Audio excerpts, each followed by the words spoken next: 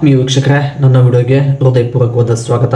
ವಿಷಯ ಏನಪ್ಪ ಅಂದರೆ ಆಧಾರ್ ಕೌಶಲ್ಯ ಸ್ಕಾಲರ್ಶಿಪ್, ಆಧಾರ್ ಕೌಶಲ್ಯ ವಿದ್ಯಾರ್ಥಿ ವೇತನ ಅಂತೇಳಿ ಒಂದು ಸಂಸ್ಥೆ, ಆಧಾರ್ ಹೌಸಿಂಗ್ ಫೈನಾನ್ಸ್ ಲಿಮಿಟೆಡ್ ಅನ್ನುವಂಥ ಒಂದು ಸಂಸ್ಥೆ ಈ ಸ್ಕಾಲರ್ಶಿಪ್ಪನ್ನು ಬಿಟ್ಟಿದ್ದಾರೆ. ಇದಕ್ಕೆ ಯಾರೆಲ್ಲ ಅಪ್ಲೈ ಮಾಡ್ಬೋದು, ಎಷ್ಟು ಅಮೌಂಟ್ ಬರುತ್ತೆ ಮತ್ತು ಕೊನೆಯ ದಿನಾಂಕ ಏನಿದೆ, ಎಲ್ಲ ಡೀಟೇಲ್ಸನ್ನು ತಿಳಿಸ್ಕೊಡ್ತೀನಿ. ಕಡಿಮೆ ಅಂದರೂ 10,000 ಇರುತ್ತೆ ಸ್ನೇಹಿತರೆ, ಜಾಸ್ತಿ ಅಂದರೆ 50,000, ಅಂದರೆ 10,000ರಿಂದ 50,000ವರೆಗೂ ಸ್ಕಾಲರ್ಶಿಪ್ಪನ್ನು ಪಡ್ಕೋಬೋದು. ಮಧ್ಯದಲ್ಲಿ ಎಲ್ಲೂ ವಿಡಿಯೋನ ಸ್ಕಿಪ್ ಮಾಡೋಕೆ ಹೋಗಬೇಡಿ. ಹಾಗಿದ್ರೆ ಬನ್ನಿ ಸ್ನೇಹಿತರೆ, ಟಾಪಿಕ್ ಕಡೆಗೆ ಹೋಗೋಣ.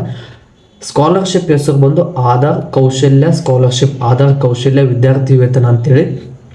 ಇದನ್ನು 12th ಅಂದರೆ 12ನೇ ತರಗತಿ ಮುಗಿದವರು ಎಲ್ಲರೂ ಅಪ್ಲೈ ಮಾಡ್ಬೋದು. ಇದಕ್ಕೆ ಕೆಲವೊಂದಿಷ್ಟು ಅರ್ಹತೆಗಳು ಹೊಂದಿರಬೇಕಾಗ್ತದೆ. ಈ ಸ್ಕಾಲರ್ಶಿಪ್ಪನ್ನು ಬಿಟ್ಟಿರುವಂಥದ್ದು ಆಧಾರ್ ಹೌಸಿಂಗ್ ಫೈನಾನ್ಸ್ ಲಿಮಿಟೆಡ್ ಅಂತೇಳಿ, AHFL. ಇದಕ್ಕೆ ಕೊನೆಯ ದಿನಾಂಕ ಇದೇ ಜನವರಿ ತಿಂಗಳು 13ನೇ ತಾರೀಕು ಕೊನೆಯ ದಿನಾಂಕ ಇದೆ. 13ನೇ ತಾರೀಕು ಒಳಗಡೆ ಹೋಗಿ ಅರ್ಜಿ ಸಲ್ಲಿಸಬೇಕು. ಮತ್ತು ಇದಕ್ಕೆ ಏನೆಲ್ಲ ಆಗಿರ್ಬೇಕಂದ್ರೆ, ನಿಮ್ಮದು 12th ಮುಗಿದಿರಬೇಕು ಸ್ನೇಹಿತರೆ. 12th ಮುಗಿದಿದ್ದು BA, BCom, BSc, engineering, diploma, ಪದವಿ ಏನಿದ್ದೀರಲ್ಲ, ಪದವಿಯಲ್ಲಿ ಮೊದಲನೇ ವರ್ಷ ಅಥವಾ 3ನೇ ವರ್ಷ, ಮೊದಲನೇ ವರ್ಷದಿಂದ 3ನೇ ವರ್ಷದವರೆಗೂ ಎಲ್ಲರೂ ಅಪ್ಲೈ ಮಾಡ್ಬೋದು.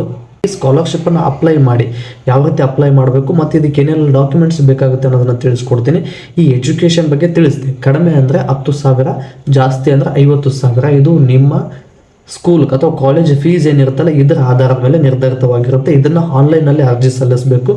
ಕೊನೆಯ ದಿನಾಂಕ ಜನವರಿ 13 ಒಳಗಡೆ ಅರ್ಜಿ ಸಲ್ಲಿಸಿ ಅಂತ ಹೇಳೋದಕ್ಕೆ ಇಷ್ಟಪಡ್ತೀನಿ. ಮತ್ತು ಇದು ಅಮೌಂಟ್ ಯಾವ ರೀತಿ ಟ್ರಾನ್ಸ್ಫರ್ ಆಗುತ್ತೆ ಅಂದರೆ DBT ಅಂದರೆ ಡೈರೆಕ್ಟ್ ಬ್ರಾಂಚ್ ಟ್ರಾನ್ಸ್ಫರ್ ಅಂತೇಳಿ, DBT ಮೂಲಕ ನೇರ ನಗದು ವರ್ಗಾವಣೆ, ಅಂದರೆ ನಿಮ್ಮ ಆಧಾರ್ ಲಿಂಕ್ ಇರುವ ಬ್ಯಾಂಕ್ ಖಾತೆಗೆ ನೇರವಾಗಿ ವರ್ಗಾವಣೆ ಆಗುತ್ತೆ. ಮತ್ತು ಅರ್ಜಿ ಯಾವ ರೀತಿ ಹಾಕಬೇಕು ಅಂದರೆ, ನನ್ನ ಡಿಸ್ಕ್ರಿಪ್ಷನಲ್ಲಿ ಲಿಂಕ್ ಕೊಟ್ಟಿರ್ತೀನಿ. ಆ ಲಿಂಕನ್ನು ಕ್ಲಿಕ್ ಮಾಡಿ ಪ್ರೊಸೀಡ್ ಮಾಡಿದ್ರೆ ನೀವು ಸೀದಾ ಆ ಲಿಂಕ್ ಓಪನ್ ಆಗುತ್ತೆ. ಅಲ್ಲಿ ನಿಮ್ಮ ಡಾಕ್ಯುಮೆಂಟ್ಸನ್ನು ಸಬ್ಮಿಟ್ ಮಾಡಿ, ಅಪ್ಲೋಡ್ ಮಾಡಿ ಸಬ್ಮಿಟ್ ಮಾಡ್ಬೋದು. ಮತ್ತು ಯಾವ್ಯಾವ ಡಾಕ್ಯುಮೆಂಟ್ಸ್ ಬೇಕಾಗುತ್ತೆ ಅನ್ನೋದನ್ನು ತಿಳಿಸ್ಕೊಡ್ತೀನಿ. ನಿಮ್ಮ ಒಂದು ಆಧಾರ್ ಕಾರ್ಡ್ ಬೇಕಾಗುತ್ತೆ, ಮತ್ತು 12th ಅಂಕಪಟ್ಟಿ, ಕಾಸ್ಟ್ ಇನ್ಕಮು, ಬ್ಯಾಂಕ್ ಪಾಸ್ಬುಕ್ಕು, ಇತ್ತೀಚಿನ ಒಂದು ಫೋಟೋ. ಇನ್ನೊಂದ್ಸಲ ಹೇಳ್ಬಿಡ್ತೀನಿ ನೋಡಿ.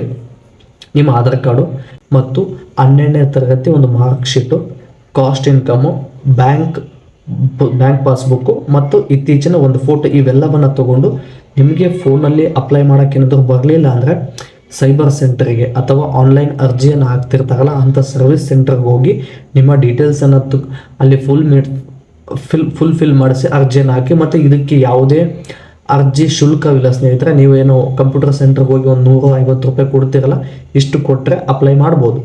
ಮತ್ತು ಇದು ಏನಿದೆಯಲ್ಲ, ಇದು ವರ್ಷದ ಕೊನೆಯ ಹಂತದಲ್ಲಿ ಬರ್ತದೆ. ಮತ್ತು ಮಿನಿಮಮ್ ಇನ್ನೊಂದು ಏನು ಅಂದರೆ, ನೀವು 12th ಅಂದರೆ 12ನೇ ತರಗತಿ PUC ಏನು ಪಡ್ಕೊಂಡಿರ್ತೀರಲ್ಲ, ಕನಿಷ್ಠ ಅಂದರೂ 40% ಆಗಿರಬೇಕು. ಇದರ ಮೇಲಂದರೆ ಎಲ್ಲರದು ಈಗ 40ರ ಮೇಲ್ಪಟ್ಟೆ ಆಗುತ್ತೆ. ಇದರ ಮೇಲ್ಪಟ್ಟಾಗಿದ್ದರೆ ಎಲ್ಲರೂ ಅರ್ಜಿ ಸಲ್ಲಿಸ್ಬೋದು.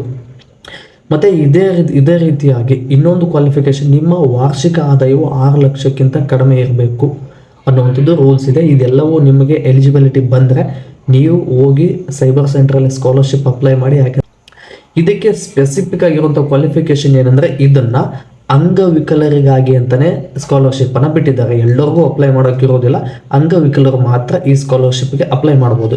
ಇದು ನಿಮಗೇನಾದರೂ ಯೂಸ್ ಆಗಲಿಲ್ಲ ಅಂದ್ಕೊಂಡ್ರು, ನಿಮ್ಮ ಸರೌಂಡಿಂಗಲ್ಲಿ ಯಾರಾದರೂ ಅಂಗವಿಕಲರು ಇರ್ತಾರೆ, ಇವರಿಗೆ ಶೇರ್ ಮಾಡಿ ಮತ್ತು ಈ ವಿಡಿಯೋನ ಅವ್ರಿಗೆ ತೋರಿಸಿ.